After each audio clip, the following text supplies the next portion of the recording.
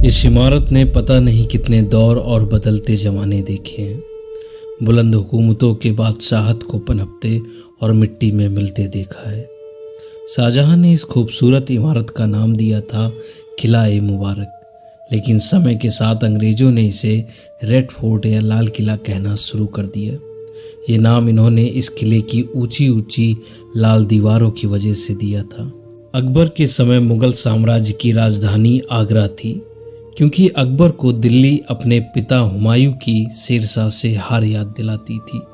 लेकिन जब शाहजहां शासक बना तब वह आगरा की गर्मी से परेशान हो चुका था।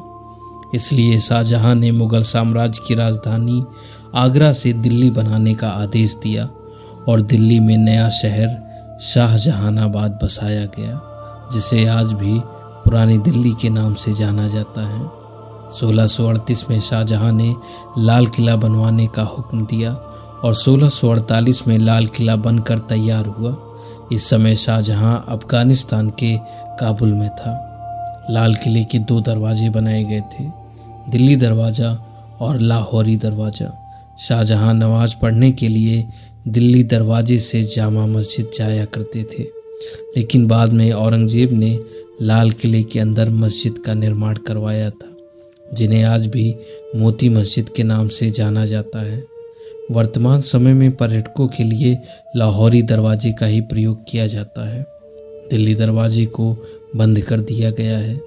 मुग़ल काल में दिल्ली, आगरा, लाहौर ये 3 शहर ऐतिहासिक और राजनीतिक दृष्टि से बहुत महत्वपूर्ण थे।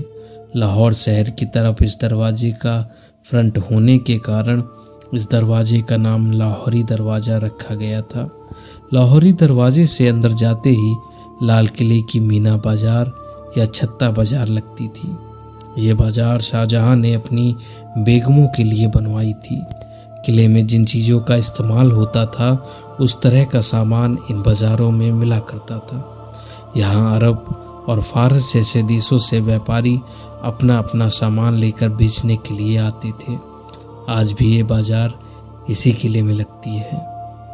मीना बाज़ार के आगे ही नौबत खाना नाम की इमारत बनाई गई थी, जिसमें मुग़ल काल में कई संगीतकार बैठा करते थे और दिन के 5 प्रहरों में नौबत बजाई जाती थी।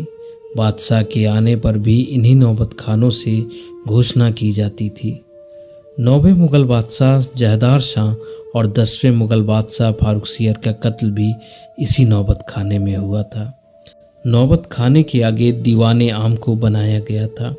यह ऐसा शाही दरबार था जहां आम लोगों के लिए दरबार लगाया जाता था, जिनमें बादशाह आम जनता की समस्या सुनते थे।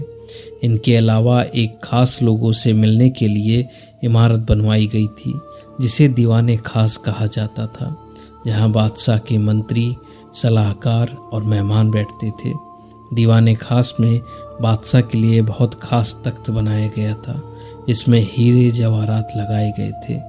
इस तख्त का नाम तख्त-ए-ताउस रखा गया था। इसी तख्त में भारत का बेशकीमती हीरा कोहिनूर भी जड़ा हुआ था।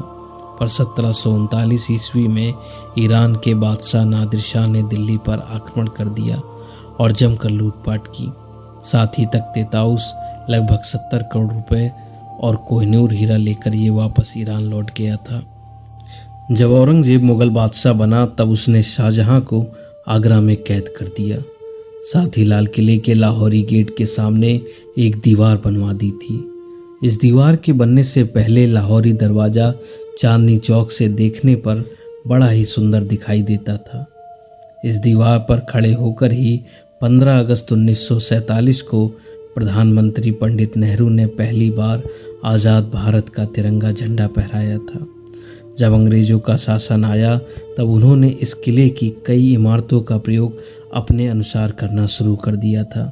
जैसे इस किले में मेहताब नाम का सुंदर बाग हुआ करता था, जिसकी जगह अंग्रेज़ों ने फौजियों के लिए बैरक बनवा दिए थे।